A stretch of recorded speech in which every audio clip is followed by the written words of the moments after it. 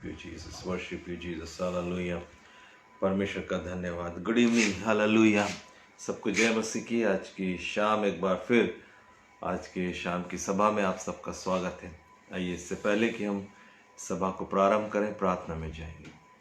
Thank you Lord, hallelujah. स्वर्गीय पिता, प्रभु यीशु के पवित्र नाम में आपके चरणों में आते हैं। आपका धन्यवाद, स्तुति, बड़ाई और प्रशंसा करते हैं।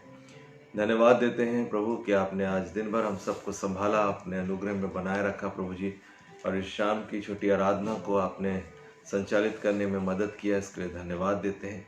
प्रार्थना करते हैं प्रभु, जितने भी लोग आज इस सभा में शामिल होते हैं, आपका पवित्र आत्मा हर एक की सहायता करे प्रभु, और आपके वचन को सीखने में मदद करें। और आज की शाम आप अपने लोगों को अपनी आत्मा के द्वारा स्पर्श करें पिता परमेश्वर, ताकि वे अपने जीवन के अंदर में एक नई आशीष को आज की शाम प्राप्त करने वाले हो सके। हर एक बातों के लिए धन्यवाद देते हुए प्रार्थना करते हैं प्रभु कि आप हर एक परिवारों को, हर एक कलीसिया के लोगों को आप आशीष दीजिएगा। आदर, सम्मान और महिमा आपको देते हैं, प्रभु यीशु के नाम से मांगते हैं, आमीन आमीन। हालेलुया। प्रभु का धन्यवाद हो, प्रभु की स्तुति हो। महिमा महिमा महिमा हो तेरी, प्रभु की स्तुति के लिए इस गीत को गाते हुए हम परमेश्वर की महिमा करें। Thank you Lord, hallelujah, wonderful, hallelujah. Thank you Jesus, thank you Jesus. महिमा महिमा महिमा महिमा हो तेरी, स्तुति स्तुति स्तुति गाते हैं तेरी। महिमा महिमा महिमा महिमा हो तेरी, स्तुति स्तुति स्तुति गाते हैं तेरी। Hallelujah hallelujah hallelujah hallelujah hallelujah hallelujah hallelujah hallelujah. राजाओं का राजा यीशु राजा है, प्रभुओं का प्रभु यीशु प्रभु है।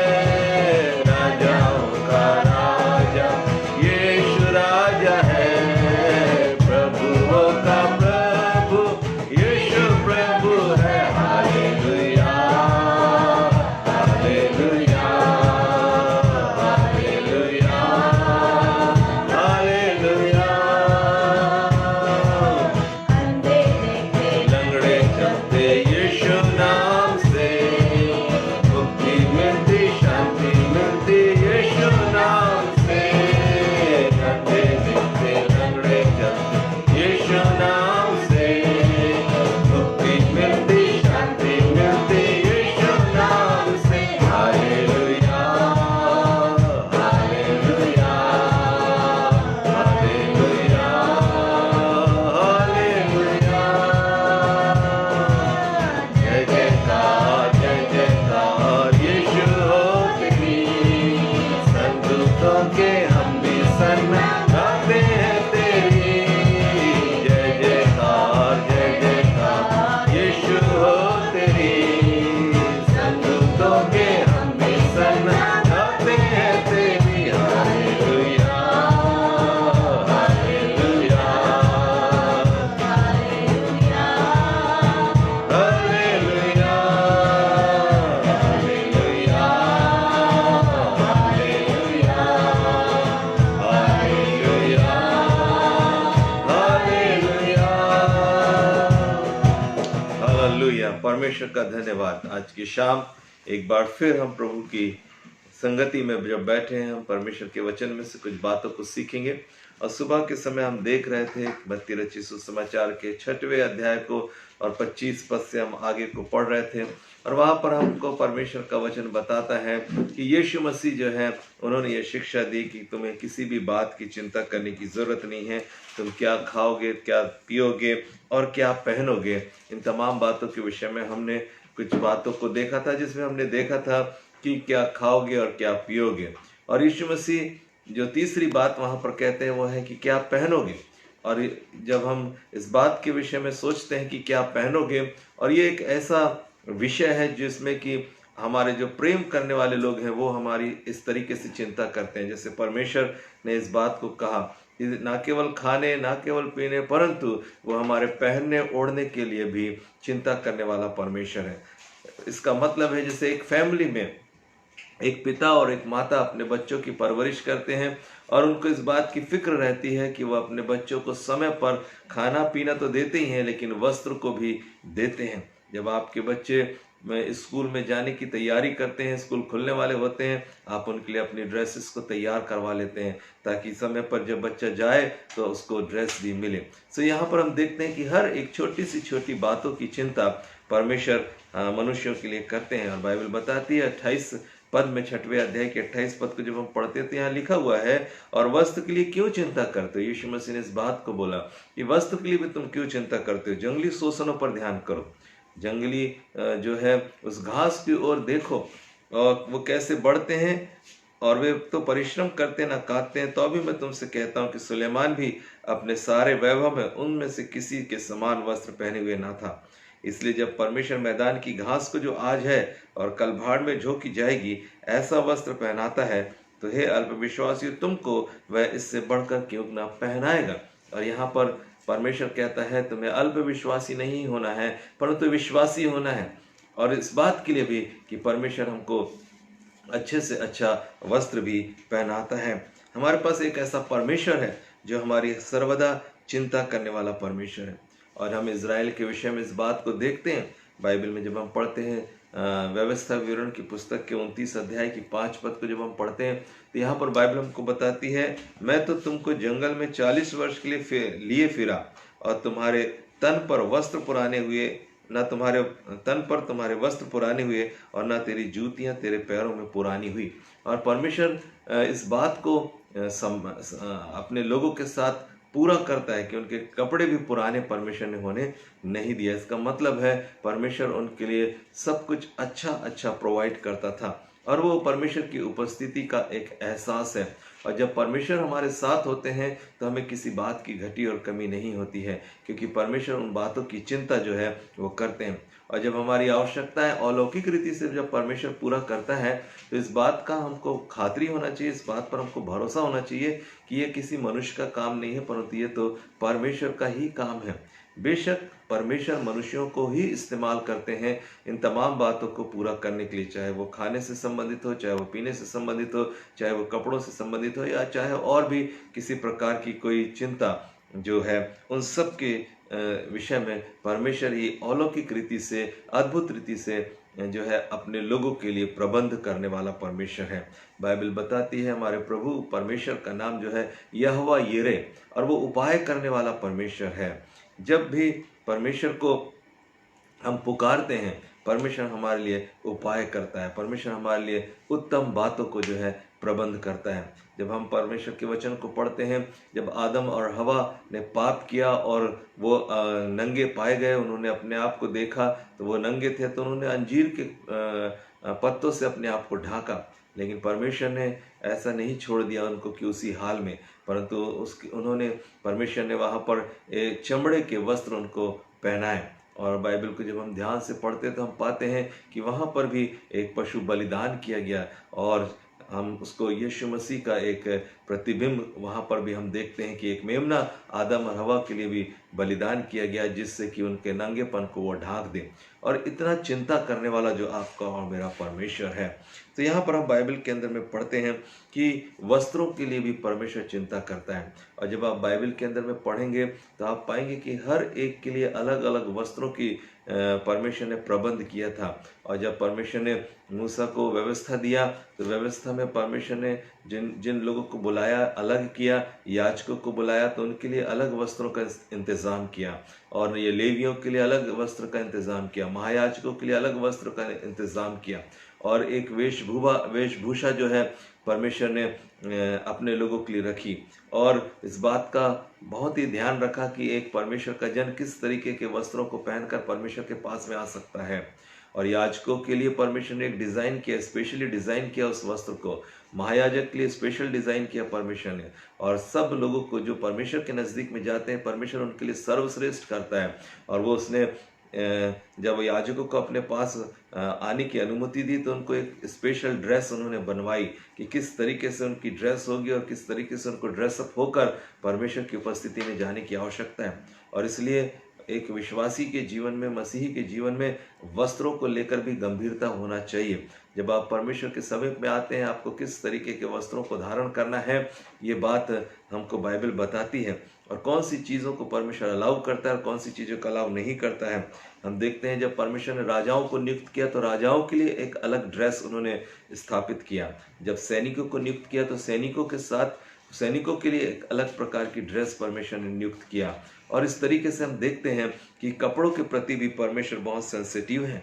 और जब हम प्रभु यीशु से मिलने जाएंगे तो हम प्रभु यीशु मसीह के द्वारा भी नए वस्त्रों को धारण करेंगे। और बाइबल बताती है वो श्वेत मलमल के वस्त्र हैं जो परमेश्वर हर एक विश्वास करने वालों को देगा।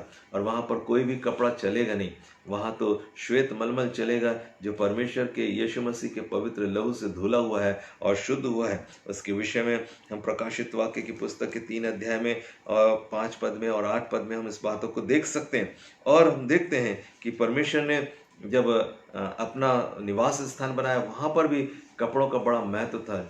इवन वहाँ के पर्दे, वहाँ के टेबल क्लॉथ, जो कुछ भी वहाँ पर लगा था कपड़े का, तंबू का, एक एक जगह जो है वो सिंबॉलिक थे और एक एक बातों का बड़ा महत्व था। निवास के अंदर में जो कपड़े थे उनके रंग भी परमेश्वर ने डिसाइड करके रख दिए थे कि नीले रंग का, लाल रंग का, बैंगनी रंग का कपड़े, और तमाम एक एक चीज बहुत ही बारीकी से। जब परमेश्वर कपड़ों के विषय में इतना बारीक है और अपने पास आने वाले लोगों के लिए वो विशेष वस्त्रों की बात करता है, इसका मतलब है परमेश्वर बहुत ही गंभीर है वस्त्रों को लेकर। और इसलिए जब हम प्रभु यीशु मसीह के लोग कहलाते हैं तो हम परमेश्वर के वचन के अनुसार वस्त्रों का धारण करना हमारे लिए अत्यंत निहायत आवश्यक है। और कई बार हम एक खुली सोच में होने के कारण से कुछ भी पहन के परमेश्वर के पास में आ सकते हैं, लेकिन ये सोच जो है वो संसार की सोच है, ये परमेश्वर की सोच नहीं है। क्यों? क्योंकि संसार के वो लोग जो परमेश्वर के सामने गंभीर नहीं है, वो इसलिए गंभीर नहीं है क्योंकि वो परमेश्वर की पवित्रता को जानते नहीं हैं। परमेश्वर जितना पवित्र है उसके सामने जाने के लिए आपको और मुझको भी पवित्र आवरण की आवश्यकता है, पवित्रता को धारण करने की आवश्यकता है। और ये पवित्रता सिर्फ वस्त्रों में ही नहीं दिखाई देती, परंतु ये पवित्रता हमारे हृदय में, हमारे मन में भी दिखाई देती है। और इसलिए परमेश्वर ने उनसे कहा कि हर एक जो घास है, हर एक जो पौधे हैं, उनको भी परमेश्वर ने खूबसूरत वस्त्र पहनाए हैं और प्राणियों को भी खूबसूरत वस्त्र पहनाए हैं। और परमेश्वर ने उनके अंदर खूबसूरती को रखा है सिर्फ इसलिए कि वो परमेश्वर वास्तव में चाहता है कि उसकी दुनिया का हर एक व्यक्ति बहुत खूबसूरत हो। और इसलिए परमेश्वर ने जो इंतज़ाम किया है, उपाय किया है कि वो हमारे वस्त्रों को अच्छे से हमको सुशोभित करे, अच्छे वस्त्रों के द्वारा सुशोभित करे। जब हम पिछले दिनों में उड़ाऊ पुत्र के विषय में पढ़ रहे थे, उसके पिता ने भी उसके लिए अच्छे से अच्छा वस्त्र जो है वो पहनाया है। तो हमारा परमेश्वर जो है वो सब बातों की चिंता करने वाला परमेश्वर है। फिर हम देखते हैं कि और भी प्रकार की जो चिंताएं हैं हमारे जीवन के अंदर में, चाहे वो नौकरी की चिंता हो, चाहे वो बच्चों की चिंता हो, चाहे वो भविष्य की चिंता हो, इन सारी चिंताओं को हमारा परमेश्वर करता है। और कई बार हम सोचते हैं कि नौकरी की चिंता, इन दिनों में ये वाली जो चिंता है ये बहुत ज़्यादा लोगों के अंदर में पाई जाती है कि लॉकडाउन का समय है, अब आगे हमारा बिजनेस चल पाएगा कि नहीं चल पाएगा, हमारे पास नौकरी रह पाएगी कि नहीं रह पाएगी। और मैं आपको बताना चाहता हूँ कि परमेश्वर ने बड़े बड़े काम किए हैं इस दुनिया के अंदर में अपने लोगों के लिए। और एक बार जब मैं परमेश्वर की सेवकाई के लिए बाहर गया था तो वहाँ पर जब मैं एक भाई से बातचीत कर रहा था, शारजाह में जब मैं बातचीत कर रहा था, तो उन्होंने इस बात को बताया कि सर परमेश्वर का अनुग्रह देखिए कितना ज़्यादा है। और उस समय जो है इकोनॉमी हिली हुई थी और पूरी दुनिया की, अमेरिका के इकोनॉमी बिल्कुल नीचे गिर चुकी थी और बाकी उससे प्रभावित होने वाले जितने भी देश हैं उनकी इकोनॉमी गिर गई थी और इसलिए लोगों के पास काम नहीं था। तब उन्होंने कहा सर हमारे ऑफिस में बहुत सारे लोग काम करते थे, लेकिन जितने लोगों ने प्रभु को ग्रहण किया, जितने लोग प्रभु पर विश्वास करते हैं, आप विश्वास नहीं करेंगे, एक आश्चर्य कर्म प्रभु ने वहाँ किया कि हम सब लाइन से बैठे होते थे अपनी अपनी डेस्क पे तो मेरे बाजू वाला डेस्क वाले को नौकरी से निकाल दिया गया, लेफ्ट साइड के और राइट साइड के दोनों को निकाल दिया गया, लेकिन मुझे रखा गया। और इसी तरीके से हमारे जितने भी चर्च के लोग थे, जितने भी विश्वासी लोग थे, उनके साथ ऐसे ही हुआ। उनकी पूरी टीम के अंदर में से जैसे परमेश्वर सिलेक्शन कर रहा हो, प्रभु सिलेक्शन कर रहा हो, और उनके जॉब नहीं गए। और जो लोग अविश्वासी लोग थे, जिन्होंने परमेश्वर पर भरोसा नहीं किया था, उनके जॉब चले गए थे। और बड़ी क्राइसिस का समय था वहाँ पर। और हम देखते हैं ऐसे अद्भुत काम परमेश्वर करता है। और इन दिनों में आपसे कहना चाहता हूँ, यदि आप इन दिनों में आप जॉब में नहीं जा रहे हैं, मैं आपको विश्वास दिलाना चाहता हूँ, आपका जॉब जाएगा नहीं। क्यों? क्योंकि आप अगर परमेश्वर पर भरोसा रखते हैं तो परमेश्वर आपको आपकी नौकरी वापस दे देंगे। परमेश्वर आपको एक भली नौकरी दे देंगे। और एक बहुत खूबसूरत गवाही मैं आपको बताना चाहता हूँ कि एक भाई थे जो अपनी नौकरी करते थे, अपनी नौकरी के लिए बड़ी चिंता में करते थे। और जो नौकरी उनको मिलती थी, थोड़े दिन रहती थी, फिर दूसरी जगह उनको जॉब करना पड़ता था। लेकिन इन लॉकडाउन के दिनों में क्या हुआ आपको मालूम? इन लॉकडाउन में होने के पहले कुछ कुछ पिछले साल में परमेश्वर ने ऐसा इंतज़ाम कर दिया उनके लिए कि इस लॉकडाउन में सबके काम बंद हैं, लेकिन उनका काम चालू है। और परमेश्वर पहले से अपने लोगों के लिए सारी योजनाओं को बनाता है। इसलिए मैं आपको विश्वास दिलाना चाहता हूँ कि आप भरोसा रखें कि आपको आप चिंता ना करें कि आपकी नौकरी का क्या होगा, आपकी सैलरी का क्या होगा, आपके पैसे का क्या होगा। और उसकी चिंता परमेश्वर आपके लिए करने वाले हैं।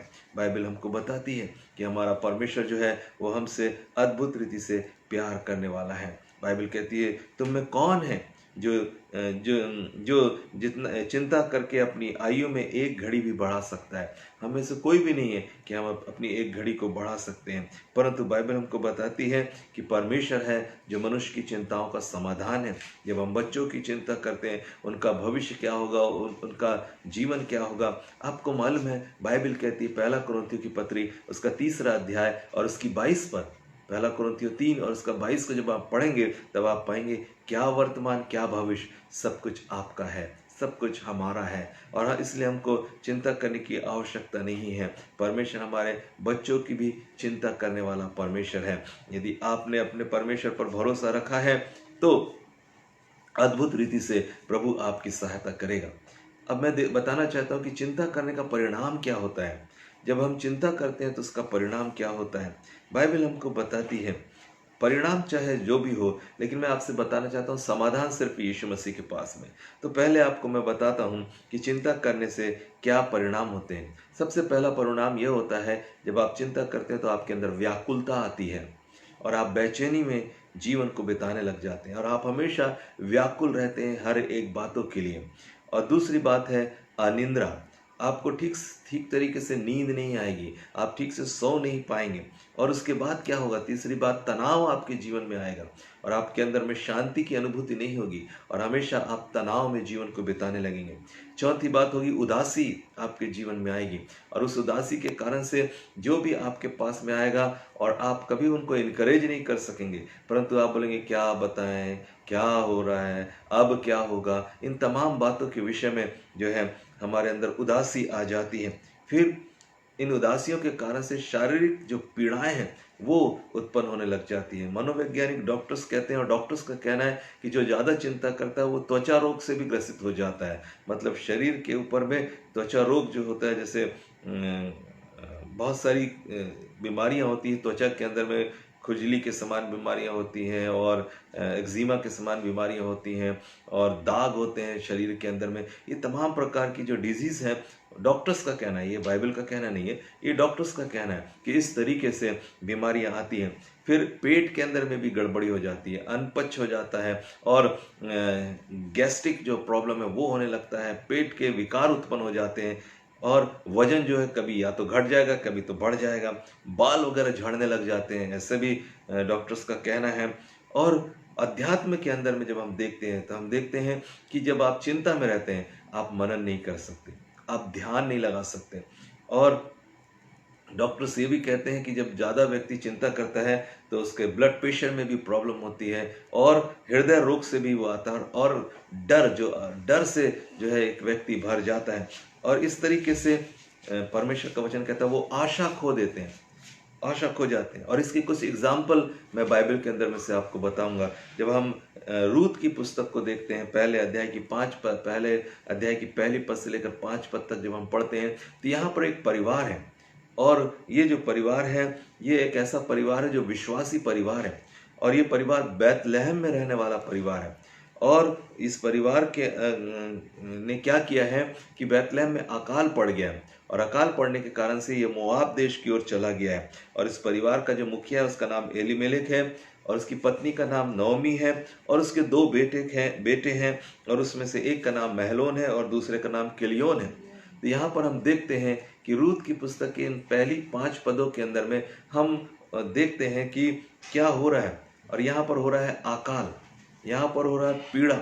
और अकाल और पीड़ा से चिंतित होकर इन्होंने बैतलहम को छोड़ा है। और बैतलहम शब्द का मतलब होता है, बैतलहम का मतलब होता है रोटी का घर। और जहाँ पर परमेश्वर सब कुछ आपको प्रोवाइड करना चाहता है, तो रोटी का घर। और मोआब का मतलब होता है अभिलाषा का स्थान।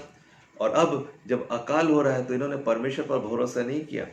यहाँ पर बैतलहम में और भी लोग हैं, और भी कुटुंबी हैं, और भी पड़ोसी हैं इनके, जो विश्वास करने वाले लोग हैं। इस अकाल के समय उन्होंने बैतलहम को नहीं छोड़ा, लेकिन ये चिंतित हो गए कि हम बैतलहम में अब जी नहीं पाएंगे, सरवाइव नहीं कर पाएंगे, यहाँ पर हमारा परिवार कैसे चलेगा। और इस चिंता के तहत इन्होंने अपने परिवार को बैतलहम से निकाला और मोआब में ले गया। मतलब रोटी के घर में से निकालकर वे अभिलाषा के घर में पहुंच गए। अभिलाषा का स्थान था, वहां पर पहुंच गए। और सबसे प्रमुख बात यहाँ पर है, ये वो लोग हैं जो परमेश्वर के लोग हैं। एलीमेलेक शब्द का मतलब होता है परमेश्वर मेरा राजा है, मेरा राजा जो है वो परमेश्वर है। और नौमी का मतलब होता है मनोहर। और ये मनोहर लोग और ये जिनका राजा परमेश्वर है, ये चिंता में फंसकर इन्होंने जो है बैतलहम को छोड़ दिया है और मोआब देश में पहुंच गए। और तब यहाँ पर क्या देखते हैं कि वे चिंता में फंसे हुए मोआब देश पर पहुंच गए हैं। और महलोन, जिसका नाम इन्होंने रखा दुर्बलता, महलोन का मतलब होता है दुर्बलता, और किलियोन का मतलब होता है समापन।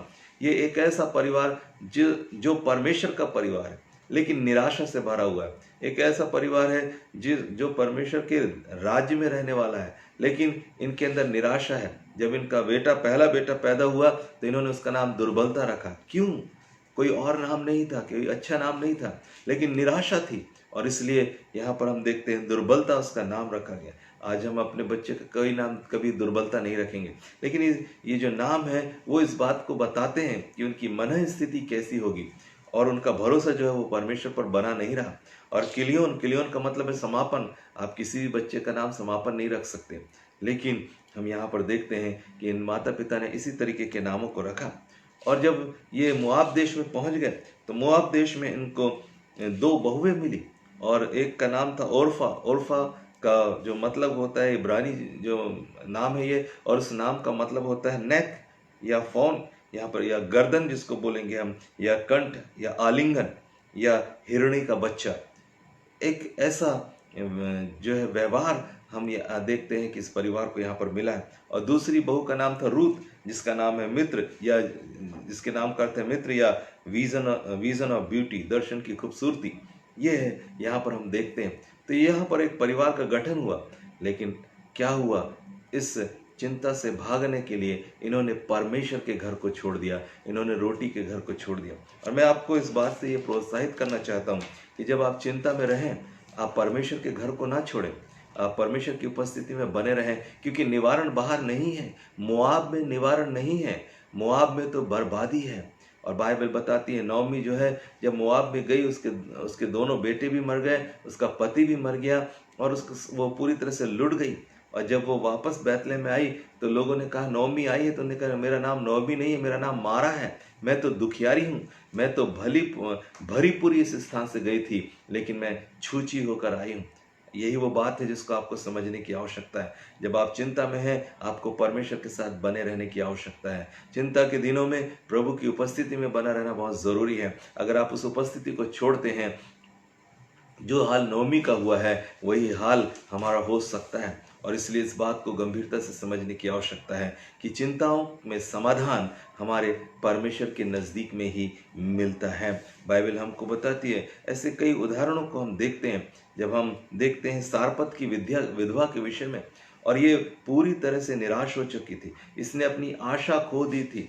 और जब भविष्यवक्ता ने उससे कहा कि मुझे पानी पिला और मेरे लिए रोटी लेकर आ, तो वो कहने लगी कि मेरे पास कुछ भी नहीं है मेरे घर में, बस थोड़ा सा मेरा आटा रखा हुआ है और हमने निर्णय ले लिया है कि हम यहाँ से लकड़ी बीन कर ले जाएंगे और रोटी बनाएंगे और अपने बेटे के साथ खाएंगे और फिर मर जाएंगे।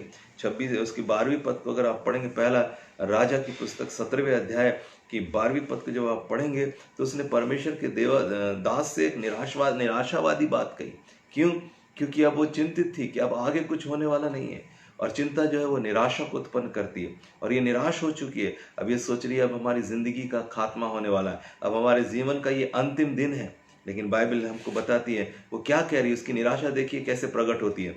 उसने कहा, तेरे परमेश्वर यहोवा के जीवन की शपथ, मैं 12वीं पद पढ़ रहा हूँ, मेरे पास एक भी रोटी नहीं है, केवल घड़े में मुट्ठी भर मैदा है और कुप्पी में थोड़ा सा तेल है, और मैं एक लकड़ी बीन कर लिए जाती हूँ कि अपने और अपने बेटे के लिए उसे पकाऊं और हम उसे खाएं फिर मर जाएं।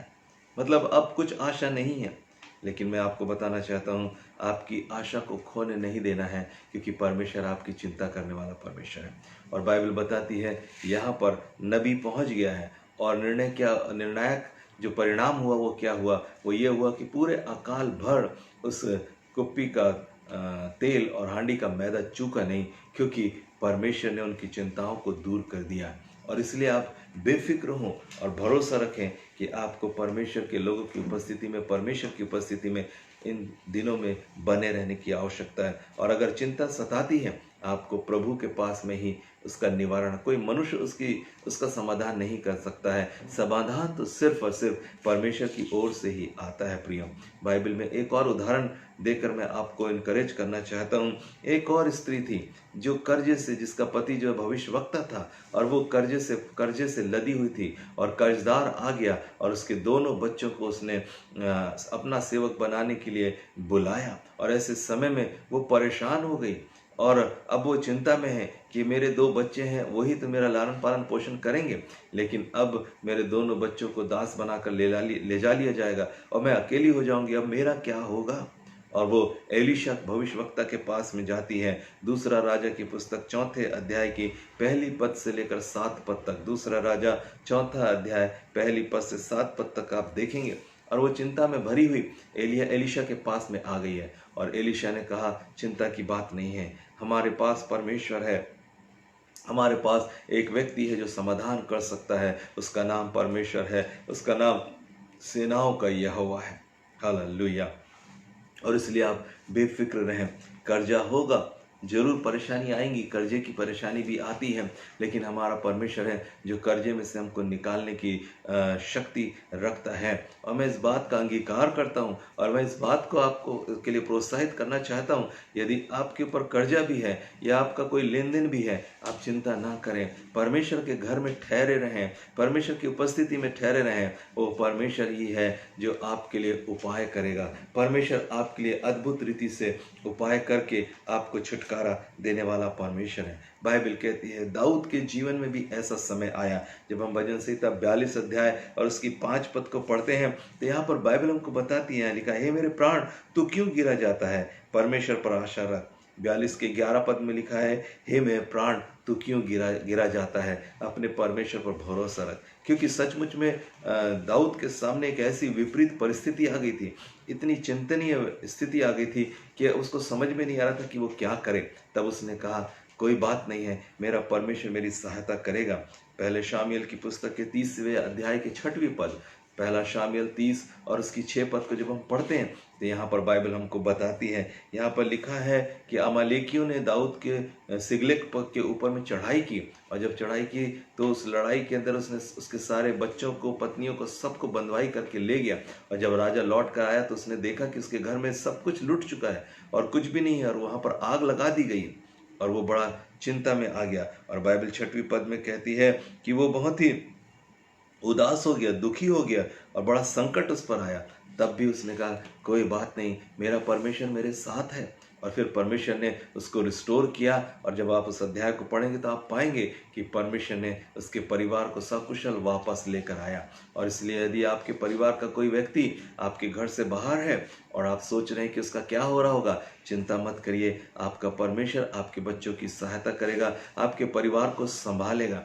आपका परिवार परमेश्वर का परिवार है और इसलिए आप भरोसा रखें, परमेश्वर आपके परिवार की भी चिंता करेंगे जैसे उन्होंने दाऊद के परिवार की चिंता की थी। भजन नीति वचन 12 अध्याय की 25 पद में लिखा है, जब चिंता आती है तो उदास मन हो जाता है, और उदास मन जब हो जाता है तो हम दबाव को महसूस करते हैं। लेकिन बाइबल हमको बताती है भजन संहिता 27 के अंदर में और 13 से 14 पद को, भजन संहिता 27 और 13 से 14 पद को जब हम पढ़ते हैं तो यहाँ पर बाइबल कहती है, यदि मुझे विश्वास न होता कि जीवितों की पृथ्वी पर यहोवा की भलाई को देखूंगा। यहाँ पर दाऊद अपने स्टेटमेंट को देता है, मुझे भरोसा है कि मेरा परमेश्वर मेरे साथ है, वो मेरा परमेश्वर जीवित है और वो मेरे लिए सब बातों की चिंता करने वाला है। और इसलिए आप अनुभव करें परमेश्वर की सामर्थ को अपने जीवन के अंदर में। भजन संहिता 55 और उसकी 22 पद बहुत ही खूबसूरत पद है और इसको आप अंगीकार किया करें। यहाँ लिखा है, अपना बोझ यहोवा पर डाल दे, वह तुझे संभालेगा। और सचमुच में अपना बोझ, अपना दर्द, अपनी पीड़ाओं को और अपनी चिंताओं को अगर आप परमेश्वर पर डाल देते हैं, बाइबल हमको बताती है वो हमारा बोझ उठाने वाला परमेश्वर है। और इसलिए नीति वचन का लिखने वाला एक जो है निर्देश, एक आज्ञा जो है हमको देता है कि इन चिंता के समय में हमको क्या करना है। ऐसे लिखा हुआ है 3 अध्याय की 5 पद, नीति वचन 3 और उसकी 5 में लिखा है, तू अपनी समझ का सहारा न लेना, वरन संपूर्ण मन से अपने यहोवा पर भरोसा रखना। सचमुच में जब आप भरोसा रखते हैं, परमेश्वर आपकी चिंता करता है। फिलिपियों की पत्री 4 अध्याय और उसकी 13 पद, फिलिपियों 4 और 13 में लिखा है, जो मुझे सामर्थ देता है उसमें मैं सब कुछ कर सकता हूँ। परमेश्वर की सामर्थ है, जब हमको परमेश्वर देता है वो हमारी हर एक चिंताओं को भी दूर करता है और उसके द्वारा हम सब कुछ कर सकते हैं। और फिलिपियों की पत्री उसका 4 अध्याय में और उसकी 19 पद के अंदर में बाइबल कहती है, मेरा परमेश्वर भी अपने उस धन के अनुसार जो महिमा सहित मसीह यीशु में तुम्हारी हर एक कमी और घटी को पूरा करेगा। और हमारा परमेश्वर हमारी हर एक कमी और घटी को पूरा करने वाला परमेश्वर है। बाइबल बताती है रोमियो की पत्री के 8वें अध्याय के 28 पद को जब आप पढ़ेंगे, रोमियो 8:28, ये वो वचन है जो आपको प्रोत्साहन देंगे। यहाँ पर लिखा है, जितने लोग परमेश्वर यहोवा से प्रेम करते हैं, परमेश्वर से प्रेम करते हैं, उनके लिए सब बातें मिलकर भलाई को लेकर आती हैं। और इसलिए परमेश्वर का वचन में यीशु मसीह ने इस स्टेटमेंट को दिया, मत्ती 6 के 33 और 34 में। वहाँ लिखा है, इसलिए पहले तुम उसके राज्य और धर्म की खोज करो तो सब वस्तुएं तुम्हें मिल जाएगी। सो कल की चिंता मत करो, क्योंकि कल का दिन अपनी चिंता आप कर लेगा। और ये बात है जो परमेश्वर अपने लोगों से वायदा कर रहा है, कल का दिन संभालने के लिए मैं तुम्हारे साथ में हूँ, आज के दिन भी संभालने के लिए मैं तुम्हारे साथ हूँ। फिलिपियों की पत्री 4 अध्याय और 6वीं पद क्या कहती है? फिलिपियों 4 और 6 में लिखा है, किसी भी बात की चिंता मत करो, परंतु हर बात में तुम्हारे निवेदन, प्रार्थना और विनती के द्वारा धन्यवाद के साथ परमेश्वर के सन्मुख उपस्थित किए जाएं। तब परमेश्वर की शांति जो सारी समझ से परे है, तुम्हारे हृदयों और तुम्हारे विचारों को मसीह यीशु में सुरक्षित रखेगी। और इसलिए हमको क्या करना है? एक निर्णय लेने की आवश्यकता है कि किसी भी चिंता के समय में हम परेशान नहीं होंगे, वरन हम परमेश्वर पर भरोसा रखेंगे और हम ये कहेंगे। इब्रानियों की पुस्तक के 13वें अध्याय की 6वीं पद, इसको आप याद रखिएगा, ये पद आपको कहना है। इसलिए हम निडर होकर कहेंगे, प्रभु मेरा सहायक है, मैं न डरूंगा, मनुष्य मेरा क्या कर सकता है। परमेश्वर मेरा सहायक है और मनुष्य मेरा कुछ बिगाड़ नहीं सकता, परिस्थितियां मेरा कुछ बिगाड़ नहीं सकती, क्योंकि मेरा परमेश्वर मेरे साथ है। सो इसलिए आप चिंता ना करें। आप बीमार हैं, डोंट वरी, आपके पास एक चंगा करने वाला परमेश्वर है। अगर आपके पास में कमी और घटी है, कमी घटी को पूरा करने के लिए आपके पास एक खूबसूरत परमेश्वर है, उसका नाम यीशु मसीह है। और जब आपने यीशु मसीह पर भरोसा किया है तो आप इस बात पर भी भरोसा करें कि वह आपकी हर एक आवश्यकताओं को जानता है और वह आपकी फिक्र करने वाला परमेश्वर है। सो परमेश्वर इस वचन के द्वारा आपको और मुझको प्रोत्साहित करे। आज मैं प्रार्थना करना चाहता हूँ कि परमेश्वर आपके जीवन की हर एक चिंताओं को दूर करे, हर एक फिक्रों को दूर करे और चिंताओं के बादल से आपको निकाल ले। उन बादलों ने जो आपको घेर के रखा हो उसको परमेश्वर हटा दे और आप आनंदित रहते हुए कह सकें मैं प्रभु में आनंदित हूँ और मैं फिर कहता हूँ मैं सदा आनंदित रहूँगा। सो परमेश्वर इस वचन के द्वारा आशीष दे। आइए हम प्रार्थना करने जा रहे हैं कि परमेश्वर आपकी सारी चिंताओं को उठा ले, जैसे उसने अपने वचन में कहा है, अपनी सारी चिंताओं को मुझ पर डाल दो क्योंकि मुझे तुम्हारा ध्यान है। और मैं कहना चाहता हूँ कि आपके परमेश्वर का आपका ध्यान है और इसलिए आप परमेश्वर को धन्यवाद करें। हर परिस्थिति में परमेश्वर को धन्यवादित रहें, चाहे कमी हो, चाहे घटी हो, चाहे बढ़ती हो, चाहे कोई भी परिस्थिति क्यों ना हो, हमको धन्यवादी होते रहना है परमेश्वर के लिए, क्योंकि यही परमेश्वर की अल्टीमेट इच्छा है। प्रार्थना करेंगे। स्वर्गीय पिता, प्रभु यीशु के पवित्र नाम में आपके चरणों के निकट में आते हैं, आपका धन्यवाद और स्तुति करते हैं परमेश्वर, और हम प्रार्थना करते हैं कि हर प्रकार की चिंता जो किसी भी रीति से परिवार के अंदर में, जीवन के अंदर में, लोगों के अंदर में आती है प्रभु, तो उससे उनको मुक्त कर पिता परमेश्वर, और उनका भरोसा आप पर बना रहे ताकि वो विश्वास योग्य बने रहें। और बाइबल हमको बताती है प्रभु जी कि अन्य जाति के लोग जो विश्वास नहीं करते वो इस प्रकार की चिंताओं को करते हैं, लेकिन जो लोग विश्वास करने वाले लोग हैं, जो लोग प्रभु यीशु के पीछे चलने वाले लोग हैं, वो हमेशा धन्यवादित रहते हैं। जो कुछ उनके पास में है उसमें वो संतुष्ट रहते हुए अपने परमेश्वर को धन्य कहते हैं। पिता, हम प्रार्थना करते हैं कि इस समय हर एक के ऊपर में आपकी सामत उतरे, और प्रभु हर एक चिंताओं को, हर एक फिक्रों को, जो जीवन की चिंता है, चाहे वो खाने पीने की हो, चाहे वो पहनने ओढ़ने की हो, चाहे वो बच्चों की हो, चाहे वो जॉब की हो, और चाहे वो और किसी बात की क्यों ना हो, आर्थिक समस्याओं की हो, काम की हो, या फिर अपने बच्चों के भविष्य के विषय में हो, प्रभु उन सारी चिंताओं को हम मिलकर आपके चरणों में लाते हैं और हम प्रार्थना करते हैं और कहते हैं प्रभु आप हमारी चिंताओं को ले लीजिए परमेश्वर, हमारे बोझ को आपके ऊपर में हम डाल देते हैं। यीशु मसीह ने कहा, हे सब परिश्रम करने वाले, थके और बोझ से दबे लोगों, मेरे पास आओ, मैं तुम्हें विश्राम दूंगा, मेरा जुआ ले लो क्योंकि वो हल्का और सहज है। प्रभु जी, हम प्रार्थना करते हैं कि हम अपने सारे बोझ को आपके ऊपर में डाल देते हैं और आपका बोझ हम ले लेते हैं प्रभु, क्योंकि आपका बोझ हल्का और सहज है। और हम प्रार्थना करते हैं कि कलीसिया के हर एक व्यक्ति को आप स्पर्श करके आशीष दीजिए। यदि किसी भी प्रकार की चिंता ने उनको, किसी भी प्रकार के तनाव ने, अनिंद्रा ने उनको ग्रसित करके रखा हुआ है, हम यीशु मसीह के नाम में उसको तोड़ देते हैं प्रभु जी। और हम प्रार्थना करते हैं इस समय उन लोगों के लिए प्रभु, चिंता के कारण जिन लोगों के शरीर में पीड़ाएं हैं, चर्म रोग है, और प्रभु जी हृदय रोग की परेशानी है, ब्लड प्रेशर की परेशानी है, इस समय हम चाहते हैं प्रभु उन सारे बीमारों के ऊपर में आपकी सामर्थ्य उतरे प्रभु जी।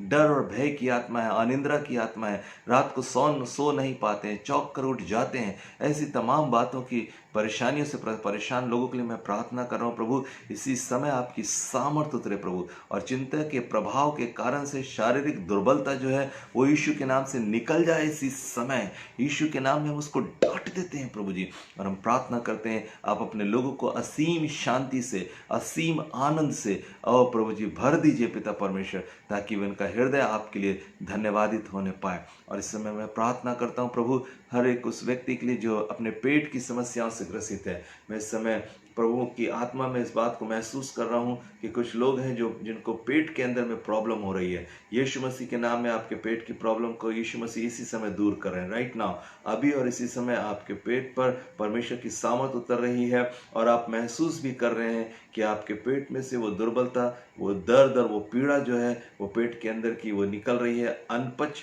होने की जो तकलीफ है, खाना पच नहीं रहा है, ऐसी जो बात आपके पेट के अंदर में है, जिसके कारण से गैस फॉर्म होती है और जिसके कारण से आपको बेचैनी लग रही है और ऐसा लगता है कि वो छाती पर चढ़ रही है, इसी समय आप चंगे हो रहे हैं यीशु मसीह के नाम से। मैं प्रार्थना कर रहा हूँ आपके ऊपर सामर्थ उतर रही है और आप इसी समय चंगे हो रहे हैं यीशु मसीह के नाम से। यीशु मसीह के नाम से आप चंगे हो रहे हैं। Hallelujah, hallelujah.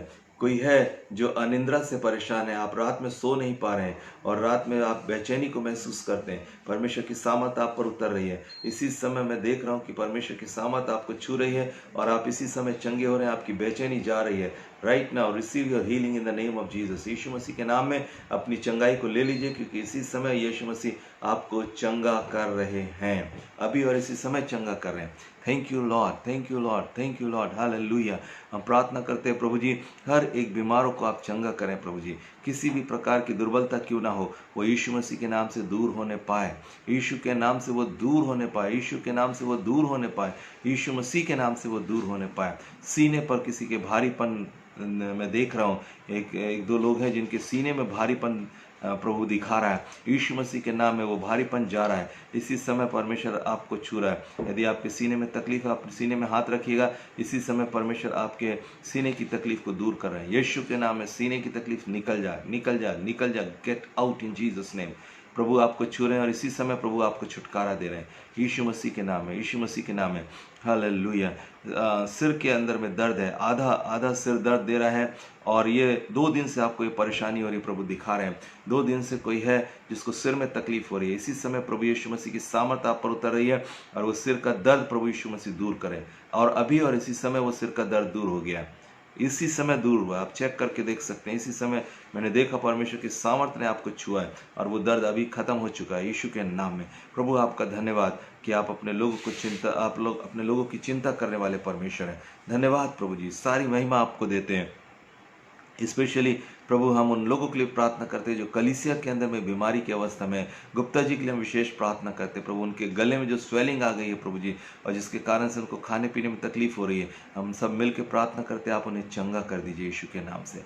हम अपने शहर के लिए भी प्रार्थना करते हैं, कोरोना मरीजों के लिए प्रभु जी जो इस समय मेडिकल हॉस्पिटल में है प्रभु जी, हम प्रार्थना करते हैं वो सारे के सारे लोग चंगे कर दिए जाएं प्रभु जी, और कोई भी प्रभु जी नुकसान ना होने पाए किसी का प्रभु, कोई भी मृत्यु ना हो प्रभु। हम मृत्यु की आत्मा को बांध देते हैं प्रभु जी, और हम प्रार्थना करते हैं जितने भी लोग हॉस्पिटल में एडमिट हैं वो सब चंगे होकर आने वाले हो सकें। इसके लिए आपका चंगा करने वाला सामर्थ प्रभु उस कोरोना वार्ड के अंदर में बहने लगे और लोग चंगाई को पाएं। और इन दिनों में प्रभु जब वो अपनी बीमारी से ग्रसित हैं प्रभु, आपका पवित्र आत्मा उनसे बातचीत करने पाए। जितने डॉक्टर्स और जितने नर्सेस उनकी मदद कर रहे हैं प्रभु, तो उनकी सहायता और मदद कर, ताकि वो बिना इन्फेक्शन के प्रभु जी कार्य को करने वाले हो सकें।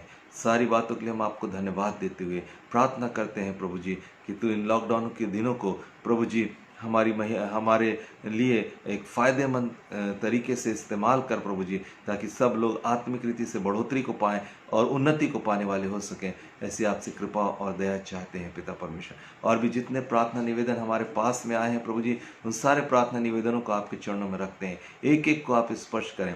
यदि कोई प्रभु जी दूर है, नज़दीक है, परिवार वालों के लिए चिंतित हैं, उन सब की चिंताओं को आप दूर करें और इन दिनों में प्रभु जी आप उनको बहुत ऐसे आशीषित करें। सब बातों के लिए धन्यवाद देते हुए, सारी महिमा आदर सम्मान आपको देते हुए इस प्रार्थना को प्रभु यीशु के नाम से मांगते हैं, आमीन आमीन। आइए हम प्रभु की प्रार्थना को दोहराते हैं। हे हमारे पिता, आप जो स्वर्ग में हैं, आपका नाम पवित्र माना जाए, आपका राज आए, आपकी इच्छा जैसे स्वर्ग में पूरी होती है वैसे इस पृथ्वी पर भी पूरी हो। हमारे दिन भर की रोटी आज हमें दे, और जैसे हमने अपने अपराधियों को क्षमा किया है वैसे ही हमारे अपराधों को क्षमा करें। हमें परीक्षा में न लाए परंतु बुराई से बचाए, क्योंकि राज्य, पराक्रम और महिमा सदा आपके हैं, आमीन। अब हमारे पिता परमेश्वर का प्यार, प्रभु यीशु मसीह का अनुग्रह और पवित्र आत्मा की संगति और सहभागिता हमें से प्रत्येक के साथ हमेशा हमेशा तक होती रहे, आमीन आमीन आमीन। मारानाथा, यीशु मसीह जल्दी आने वाला है। प्रभु आपको आशीष दे। प्रभु में बने रहें, सुरक्षित रहें, अपने परिवार के साथ रहें और आनंदित रहें। सबको जय मसीह की।